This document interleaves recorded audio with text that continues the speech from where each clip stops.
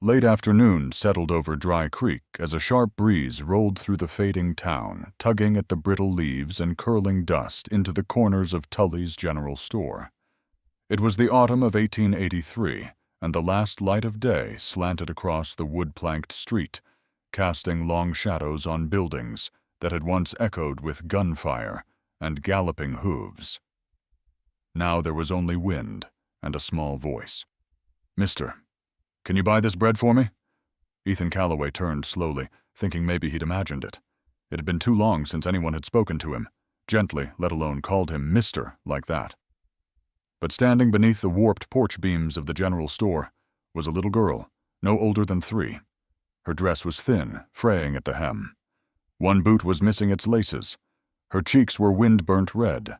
She clutched a small loaf of stale bread wrapped in wax paper and marked with a red half-price tag. But what caught Ethan, what rooted him to the spot, wasn't the bread or the state of her clothes.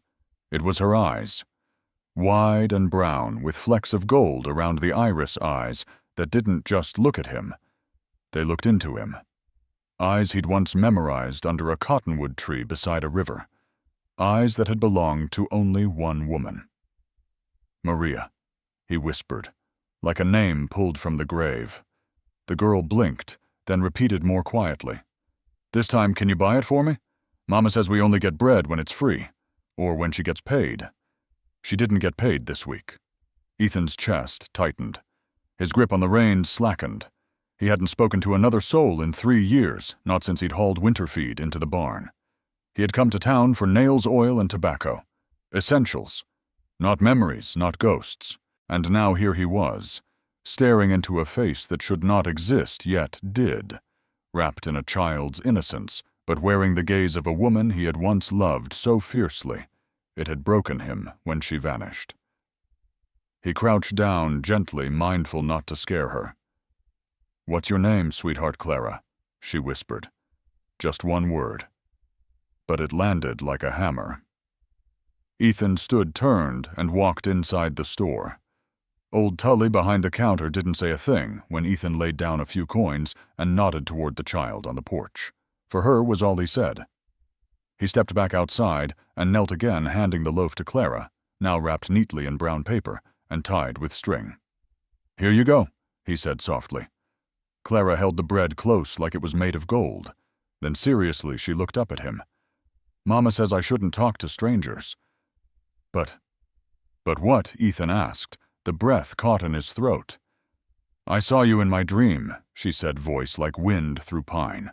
"You were sitting on a big rock by the river. You were crying." He couldn't answer, couldn't breathe, couldn't explain how 4 years ago he had done exactly that, sat on a river rock. Fists clenched, heart in ruins, tears silent in the dark. After Maria disappeared without a word. "Were you sad?" Mr. Clara asked, tilting her head. "Sometimes people are sad for a while." He managed his voice thick. "But then, something comes along. Something that reminds them they aren't really lost." Clara nodded like she understood something too large for her little world. "Thank you for the bread," she said, and turned, small boots crunching against the gravel as she disappeared down the street. Ethan stood still for a long time. The wind tugged at his coat, carrying with it a name he hadn't spoken aloud in years. Maria. Clara. His past had found him not in anger or fire, but in the voice of a child, and in a pair of eyes that mirrored everything he thought he'd buried, and somewhere inside his chest a heart that had been silent for too long began to stir again. That night, Ethan Callaway couldn't sleep. He sat alone in his cabin on the edge of Callaway Valley, surrounded by the silence he'd built with his own hands. Every post, every fence rail, every bale of winter hay in the loft, he'd buried parts of himself with them over the last 4 years. But tonight, the wind wasn't just whistling through the trees. It was stirring something inside his chest that had long gone still. Clara. The name pulsed in his mind like a drumbeat. Those eyes. That soft voice saying, "I saw you in my dream." No, this wasn't a coincidence. It couldn't be. And if that child was Maria's, He was on his horse before the sun even crested the hills, riding hard into Dry Creek. He didn't stop for supplies. He didn't talk to old friends or neighbors. He was looking for one thing, a truth buried in whispers. At the post office, he asked Ruth, the wiry old clerk, whose eyes were sharper than her tongue. She tilted her head thoughtfully. Heard of a woman setting up out near Coyote Ridge. Moved in late summer. Keeps to herself. Has a little girl. Folks just call her Maria. She paused, peering up at him. A patchy mix, quiet, proud. Doesn't look anyone in the eye too long. Ethan thanked her, but didn't leave right away. He headed to the blacksmith where Caleb, his childhood friend, still hammered steel, like it owed him something. Ethan asked, and Caleb nodded slowly. Yeah. Little log place tucked up the slope. Smoke coming out of the chimney most mornings. No wagon, no horse, just laundry flapping in the wind. How far, Ethan asked, heart hammering harder than hooves on dry ground. 10 miles, maybe. Half-day's ride if your horse has any life left. That afternoon, Ethan rode toward Coyote Ridge, letting instinct guide him more than the trail. Storm clouds rolled low above the pines like a mirror to the turmoil inside him. He didn't notice the cold didn't care about the ache in his saddle-worn legs. He just rode until the trees thinned and the ridge came into view. And there it was. A small cabin, weathered but strong, nestled against the hillside like it had always belonged there. No buggy out front, no barking dogs. Just a clothesline strung between 2 posts and a few tiny garments flapping in the wind. One of them a pale yellow dress with a patch on the sleeve. Clara's dress. Ethan gripped the reins until his knuckles turned white. His pulse roared in his ears. He had found it. Found her. The ghost he'd chased through years of silence now lived just yards ahead of him. He dismounted and tied the horse to a pine. He wasn't here for confrontation. No shouting, no blame. Just a simple burlap sack slung over his shoulder, flour beans, a little rice, and the smallest sliver of hope. He stopped at the steps. The cabin door stood in front of him, plain and closed. Ethan took a breath. I don't need answers, he told himself. I just need to see her, to know she's real. He knocked 3 firm raps on the wood. Footsteps inside. Then the door opened. Maria. Her hair was still long, pulled back loosely. Silver streaked her temples now. Her face was thinner, but it was her. It was her. Her eyes widened as they met his, stunned for a flicker of a second, then braced behind something colder. Guarded. Defensive.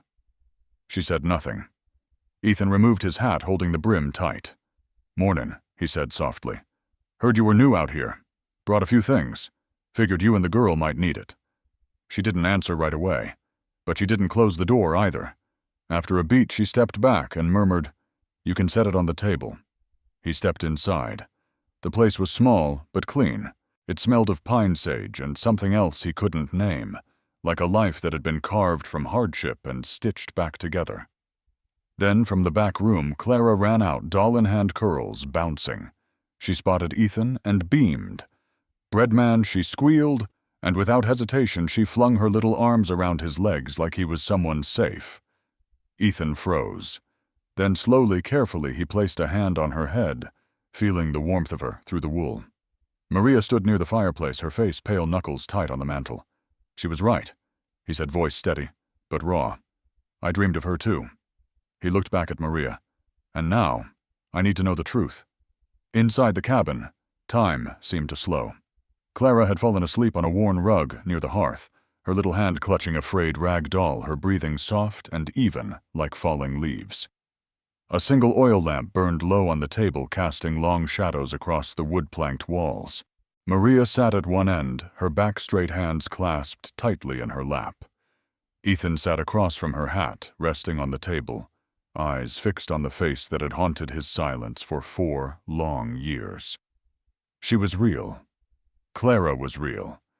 And now the silence between them had to break, no matter how much it hurt. You have every right to be angry, Maria said softly, her voice barely rising above the crackle of fire. There are things I should have told you long ago. Ethan nodded, once his voice low. Start. Maria took a slow breath, bracing herself. The night before we were supposed to leave, your father came to see me. I don't know how he knew, but he was standing at my door like he'd been waiting for hours. Ethan leaned forward, his jaw tightening.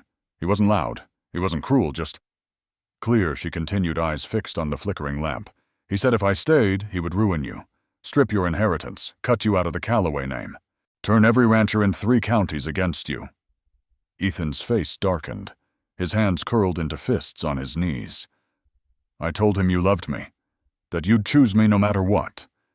But he just looked at me and said love doesn't keep a man fed out here. Maria swallowed hard, and for a moment I believed him. Not because I didn't believe you, but because I couldn't bear to be the reason you lost everything. Ethan sat back like he'd been hit in the chest. So you left, he said, voice strained. No goodbye, no letter. Maria's eyes glistened. I thought it would be easier for you to forget if I didn't leave a trace. And you knew, Ethan asked, his voice breaking. You knew you were pregnant when you walked away. She nodded. I wanted to write to you. I sat with a pen in my hand for days. But every time I started, I pictured your father reading it first, or you dropping everything to find me. I thought if I left no trail, you'd be free. Ethan stood pacing the small cabin boots creaking on the floor. I wasn't free, he said bitterly. I was lost. He ran a hand through his hair, and then slowly sat back down, rubbing his eyes. I looked for you, Maria. I rode up into Montana, asked every storekeeper, every ranch hand. I rode until the trail went cold, and all I had left was silence. Maria lowered her head, her shoulders trembling. I know I was wrong. I should have told you. But I was alone. When my belly started to show, the world got meaner. No one wanted to hire an Apache girl carrying a bastard child. Ethan stared hollow-eyed. There were nights I slept beneath church eaves, she whispered. I'd wrap my coat around my stomach and talk to her. I told her stories so she'd feel less alone. A tear slipped down Ethan's cheek. He didn't wipe it away. Then I met an old Apache widow near Wind River, Maria continued. She didn't ask questions, just gave me soup and a place to sleep. Clara was born during a blizzard. Just me, the old woman, and a lantern flickering against the wind. She glanced at the sleeping child, voice softening. I named her Clara. It means a little light. Because in that moment, she was the only warmth I had left in the world. Ethan followed her gaze. The silence stretched until it hurt. Then finally he spoke, his voice raw. You didn't ruin me, Maria. You were the part I lost. And now, I just want to know if any of it can still be reclaimed. In the days that followed their conversation, time moved slowly like morning mist clinging to a thatched roof. Ethan didn't press for more answers, and Maria didn't offer any. But something between them had shifted. He didn't leave. Each morning he returned bringing sacks of rice, bundles of firewood, or a trout fresh from the creek. He patched the porch roof, mended the henhouse gate. There were no promises spoken aloud, but in every quiet gesture, how he paused when Maria coughed, how his eyes checked Clara's plate, there were vows being made without words. Then one morning, Ethan arrived to find no smoke rising from the chimney. The door was cracked open. Clara sat alone on the front step, holding her rag doll tight to her chest. Her small face was drawn and worried. When she saw Ethan, she didn't run to him like she usually did. Instead, she whispered, "Mama won't get up." Ethan stepped inside. Maria was curled near the hearth, her skin pale, sweat beading on her forehead. Her breathing was shallow and uneven. He knelt beside her, gently brushing damp hair from her cheek. "Maria," he whispered, "can you hear me?" Her eyes fluttered open, glassy with fever. "I'm just tired," she murmured, then closed them again. Ethan lifted her carefully, her body light and limp in his arms. He carried her to the bed, wrapped her in every blanket he could find, then stoked the fire to life. He boiled water, brewed herbal tea, cooked thin broth, and laid a cool cloth across her brow. When she stirred, he held her hand, hands worn raw from work, her fingers trembling like brittle twigs in winter wind. Clara hovered nearby, wide-eyed with fear. "Mama's not going to sleep forever, right?" she asked, voice barely audible. Ethan's throat tightened. He didn't correct her when she called him Papa. He just placed a steady hand on her shoulder. No, sweetheart. She just needs to rest a little longer. Ethan didn't leave the cabin for days. He read to Clara, cooked with whatever was left in the pantry, and pored over Maria's tattered notebook full of healing remedies passed down from the old Apache widow. He made teas with pine needles and sage-soaked compresses and whispered soft encouragement through the silence. On the 5th night, as snow drifted thick against the windows, he sat beside her, her hand in his. The fire flickered, casting orange light across her sleeping face. "You carried Clara through a storm," he murmured. "Now let me carry you through this one." And in that hush, between fever dreams and firelight, Maria's fingers tightened ever so slightly around his. A spark. A sign. She was still fighting. The next morning, she sipped broth on her own. Not much, not fast, but enough. Every day after she grew a little stronger. She sat up, then stood, then made it across the room with Ethan's arm around her waist and Clara cheering from the doorway. They didn't speak of love, or of what they were now. They just lived each moment together. One evening, after Clara had fallen asleep on a rug by the fire, Ethan gently draped a shawl over Maria's shoulders. "You're colder than you let on," he said softly. Maria looked up at him, her eyes tired, but warm. "You didn't leave. I never wanted to. You lost everything," she whispered. "The ranch, your name." He sat beside her, the lamp's glow painting quiet lines across his weathered face. "No," he said gently. "I'm finding what matters." Maria turned away, but a tear traced silently down her cheek. "Do you forgive me?" she asked. Ethan reached out gently, touching her hand, still trembling, but no longer hiding. "There's nothing to forgive," he replied. "You were protecting the man you loved, and now we protect each other." Rumors traveled faster than the spring wind across the fields of Dry Creek. Just days after Ethan appeared at the little church with Maria and Clara, whispers began to ripple through town. From the saloon to the general store, from the schoolyard to the church pews, people talked, but never directly. They didn't shout, didn't spit in his face. But the stares lasted too long. The silence in the aisles was louder than gunfire. The benches beside Maria stayed empty, even when the rest of the pews filled to the brim. Then came the letter. It arrived on a Tuesday morning, hand-delivered by the postman, whose stiff nod said he already knew what it was. Ethan accepted it with soot still on his fingers from stoking the fire. He recognized the handwriting immediately, his father's. Precise, cold, final. He opened it right there on the porch, where the early wind still smelled of pine and snowmelt. "If you choose to legitimize that woman and her child, you are no longer a Callaway.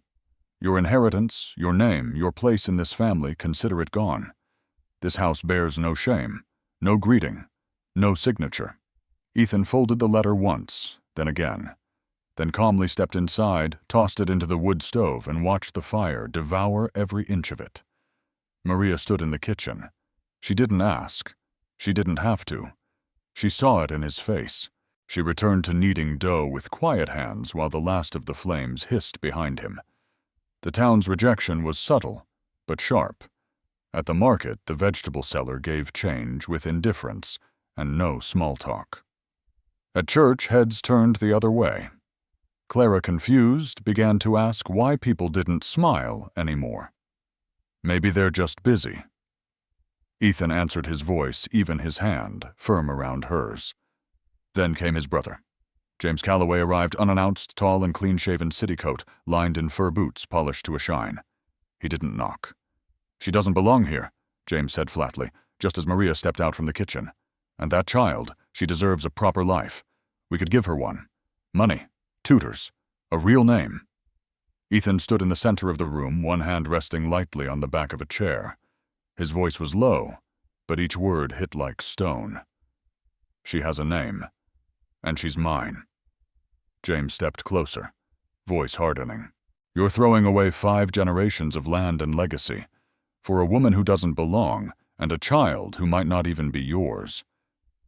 Ethan didn't blink, didn't flinch. "Then tell me," he said slowly, eyes burning steady. "What good is a legacy if it abandons a child and leaves her mother in the dirt?" James left with clenched fists and empty threats. That night, Clara slept soundly in her cot. Maria stepped out onto the porch where Ethan stood watching the sun vanish behind the hills. She was quiet for a long while before asking, "You don't regret it?" Ethan turned to her gaze, steady the boyish caution of years past, now replaced by the quiet steel of a man who had chosen his path. "I don't regret anything born of love and leading to life. They can strip my land, my name. But no one takes what I give to you and Clara." Maria blinked back tears. A breeze caught a strand of her hair brushing his cheek as she leaned her head to his shoulder. Amid the stares, the whispers, the bitter silence of kin Ethan Callaway stood firm. Because for the first time in his life, he knew exactly what was worth protecting. When winter finally loosened its grip on the valley, leaving behind the scent of thawed pine and pale sunlight through evergreens, Ethan and Maria made their decision. There was no dramatic farewell, no slammed doors, just a morning when the wind shifted and Clara ran barefoot on the porch without coughing, and they knew it was time. They had no land to sell, no family name left to protect, and no legacy to reclaim. But they had each other. And they had Clara. They packed a few bags of dry goods onto an old wagon, brought along some blankets, cooking tools, and a battered axe Ethan strapped beside a bundle of rope. Maria sat in the back with Clara curled in her lap, fast asleep. The little girl still clutched her rag doll, its face-worn seams patched over and over, but never once out of her hands. They headed south deeper into the valley, following an old trail that led to a strip of untamed land no one had claimed. No fencing, no markers, just pine woods, cool streams, and a clearing near a rocky bluff. It was where Ethan had once camped as a boy, a place too remote for ranching, too far from the main water line. But to him, it meant freedom. That's where they began again. The first shelter was little more than a frame of pine logs, a roof of bark and brush. The walls were rough, the window was just an opening covered with waxed cloth. On their first night there, the wind slipped in through every gap, but Maria lay still with Clara tucked beside her, staring up at the makeshift ceiling and saying nothing. Not in fear, not in doubt, just silent strength. By day, Ethan felled trees, dug post holes, hauled stones for a cook fire. Maria washed clothes in the icy stream, stoked the stove, patched Clara's worn dresses until they could last a few weeks more. They didn't argue over who was strong or who led. They simply worked like people who had nothing to prove, but everything to rebuild. Clara ran wild across the field like a colt set free, her small feet pressing into the tender spring grass. She called Ethan Papa without hesitation, and each time she did, something inside him twisted, then softened into something warm and whole. Meals were simple cornmeal porridge, boiled beans, bread baked on flat stones. But Maria laughed more now. Ethan talked more. And Clara, with her high, breathless chatter, filled every silence that used to echo like loss. Some nights Ethan would wake to the sound of Maria coughing, or a rustle beyond the trees. He would rise quietly, check every door latch, feed the fire, then return to sit at the edge of the bed and watch the two of them sleep. And in those moments, between the hush of the woods and the glow of the embers, he felt something he hadn't in years. Peace, not because life had grown easy, but because now, whatever came next, he wouldn't face it alone. And neither would they. One summer morning, Clara ran in holding a wildflower, placing it gently on the wooden table Ethan had built by hand. Maria looked up at him and said softly, "We don't have much, but somehow we have everything." Ethan simply nodded, because it was true. They had no claim on wealth, no family name carved in stone, but they had a roof over their heads, a fire in the hearth, a child's laughter each morning, and a kind of love that didn't ask for ceremony or permission. It simply existed steady and stubborn, like roots in mountain soil. And from that, they began to rewrite their lives through calloused hands, patient labor, and a quiet faith no one could take from them again. Their first autumn on the new land came softly, like the earth letting out a long-held breath. The birch trees along the ridge turned to honey-gold sparrows gathered on the roof each morning, and wildflowers bloomed across the back hill flowers no one had planted. Clara called it the Warm Valley, and somehow it felt exactly right. Ethan began rebuilding the old shed, not to store grain or tools this time, but to create something new. He hammered out simple benches, swept the dirt floor flat, and nailed up a scrap of wood over the door that read, "School, for those nobody teaches. No tuition, no rules, just a willingness to learn." At first, only 3 children came, 2 from a widow near the woods, and 1 boy whose father had lost a hand in the mines. They were barefoot shy and had never held a book. But Ethan taught them everything he knew, letters, numbers, how to stand tall, even when no one in town cared to call you by name. Maria, hesitant at first, eventually joined him in the tiny schoolroom, bringing a worn notebook and a stub of a pencil. She taught them to write their names, to sound out words slowly and with pride. Her hands were rough from washing her eyes, tired from sewing late into the night, but her voice was calm and sure. Clara always sat in the front, her feet swinging off the bench, drawing horses and suns and birds that looked bigger than houses.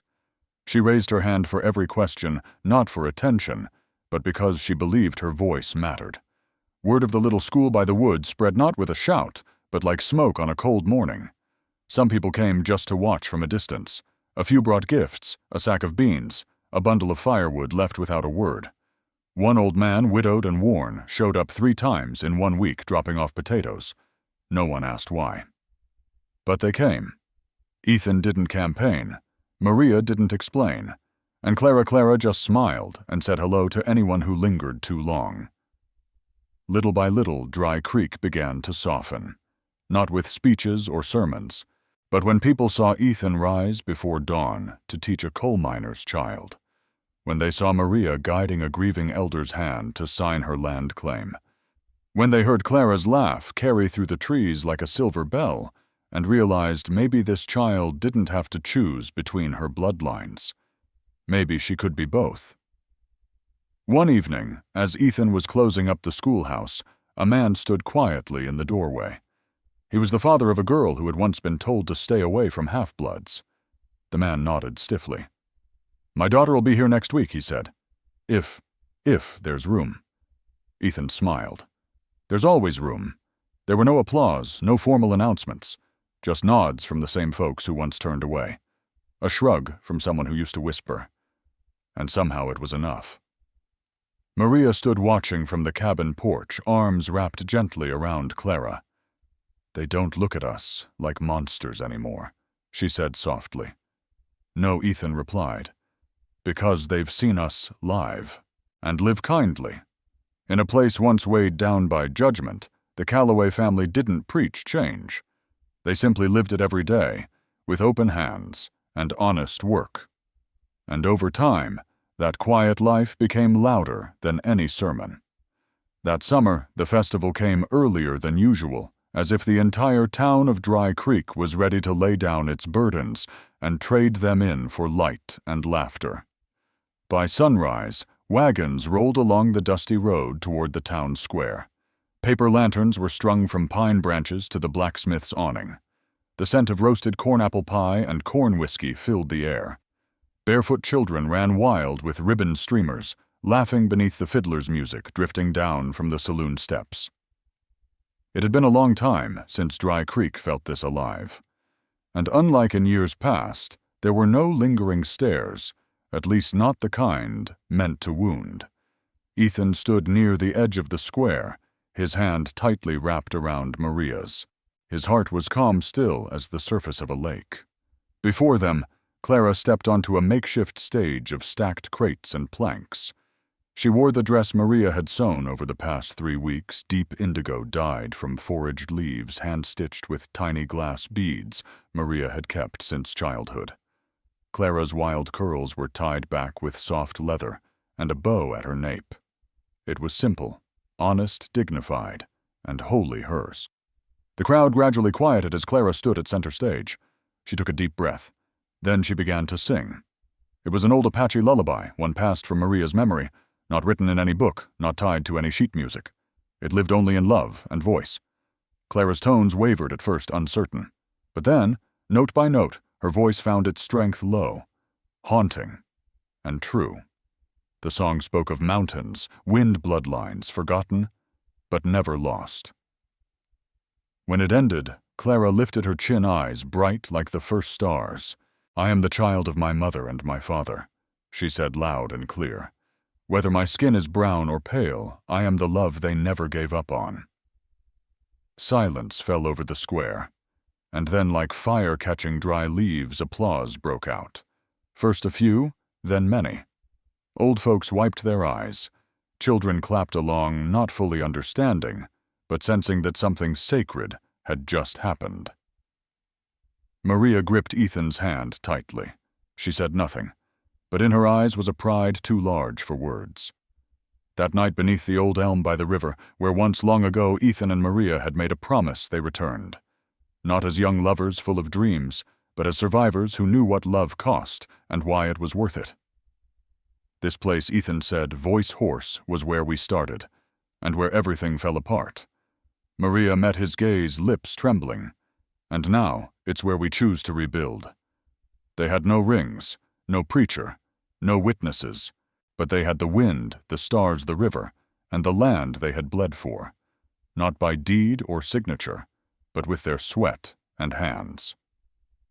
Ethan bent down, picked up a small stone from the riverbed, and placed it in Maria's palm. "I've got no vows left to make," he whispered. "Only this. You won't have to carry anything alone anymore. We'll face every storm together." Maria clutched his hand. "And me, I'll walk against any current, but I will never let go of you again." The moon rose high, shimmering on the water. Clara had fallen asleep on the grass nearby, cradling her worn rag doll, the one thing she still carried from the hard days. But tonight, it wasn't a symbol of hardship. It was the proof of a journey fully walked. Some love stories don't need an audience. They don't need permission. They only need to be lived.